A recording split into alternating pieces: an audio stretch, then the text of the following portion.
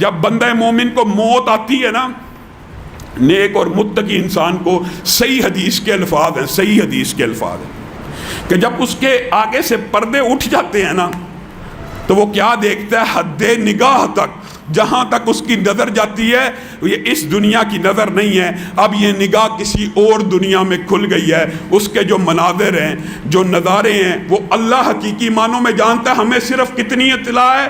جو رسول اللہ نے ہمیں بتلا دی۔ حد نگاہ تک کیا دیکھتا ہے؟ فرشتوں کی قطاریں بیٹھی ہوئی ہیں، فرشتوں کی لائنیں لگی ہوئی ہیں۔ کس انداز میں لگی ہوئی ہیں؟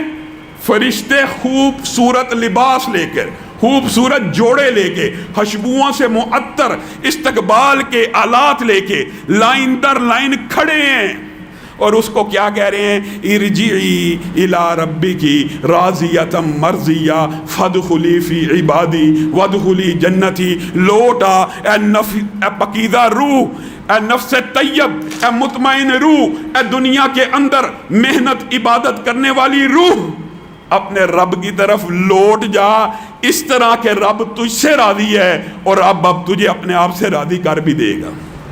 اس امید کے ساتھ نکل۔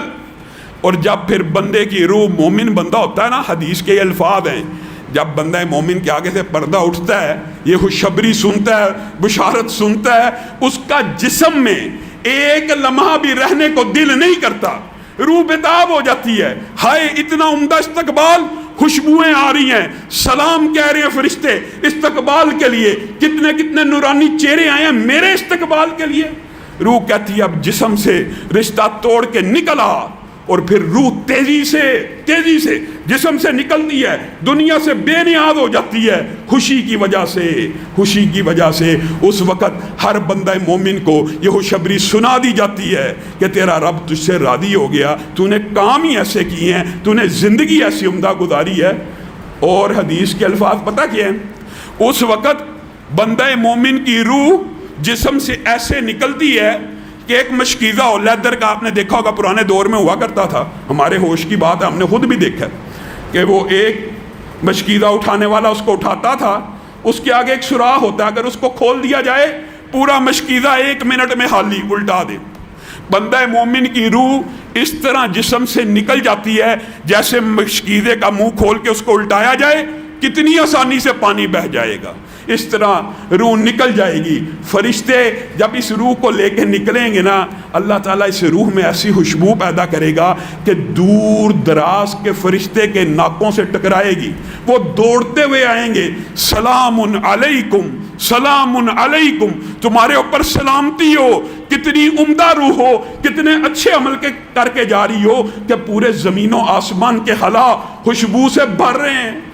ہر بندہ، ہر فرشتہ جو اللہ تعالیٰ کا مقرر ہے اس کے اوپر سلامتی بھیج رہا ہے، اس کو دعائیں دے رہا ہے، اس کے لیے خوشخبریاں کر رہا ہے۔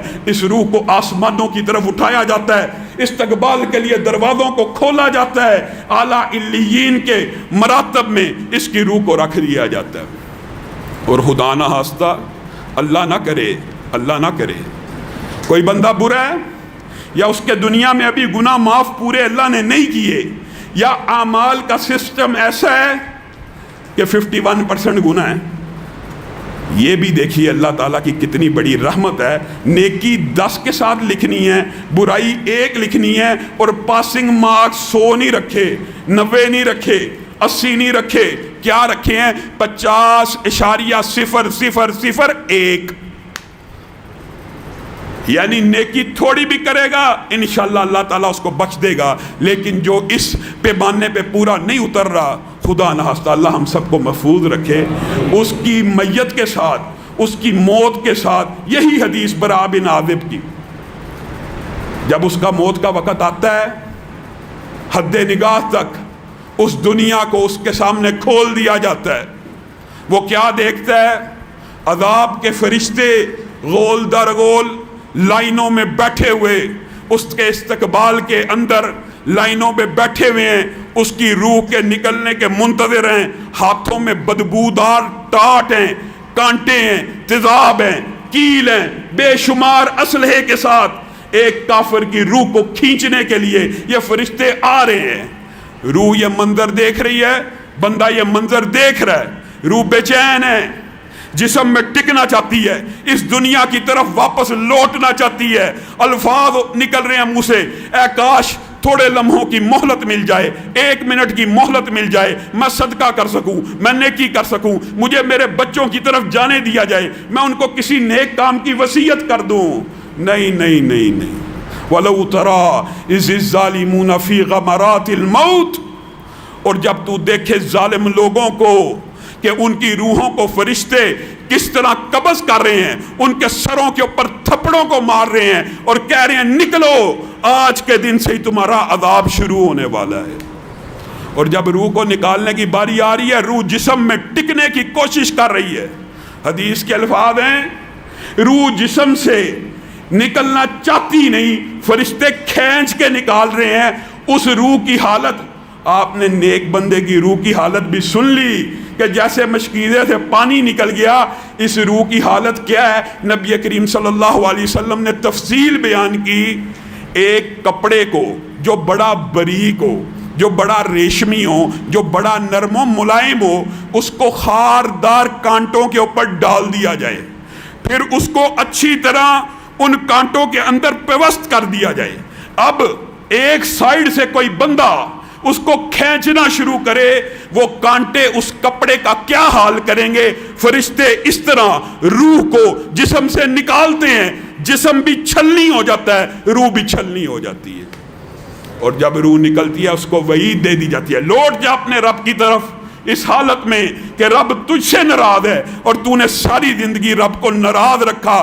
جسم کے اندر سے، روح کے اندر سے ایسی بدبو پھیلتی ہے، دور دراز کے فرشتوں کے ناکوں سے آ کے ٹکراتی ہے، دوڑتے ہوئے آتے ہیں، کہتے ہیں تیرے پہ اللہ کی لعنت ہو، جس رب نے تجھے پیدا کیا تھا، تخلیق کیا تھا، تو اتنا بدبخت ہے، اتنا ظالم ہے، اسی کی نافرمانی کرنا شروع ہو گیا۔ اس کو ٹاٹ کے اندر لپیٹ کے، ان کو ریشمی غلافوں میں خوشبوؤں کا سفر، یا بدبو کا اور ٹاٹوں کا سفر لے کے شروع یہ بھی آسمان کی طرف ہوتا ہے۔ سبحان اللہ، آسمان کی طرف جاتی ہے۔ لمبی قرآن پاک کی آیتیں جن کا ترجمہ یہ ہے، لا تفتح، ان کے لیے، برے لوگوں کے لیے آسمان کے دروازوں کو نہیں کھولا جاتا، اور روح کو واپس سجین، ساتوں زمینوں کے نیچے ایک طبقہ ہے جو اللہ کا قید خانہ ہے، ان بدروحوں کے لیے اس کی کتاب کو وہاں پہ رکھ دیا جاتا ہے۔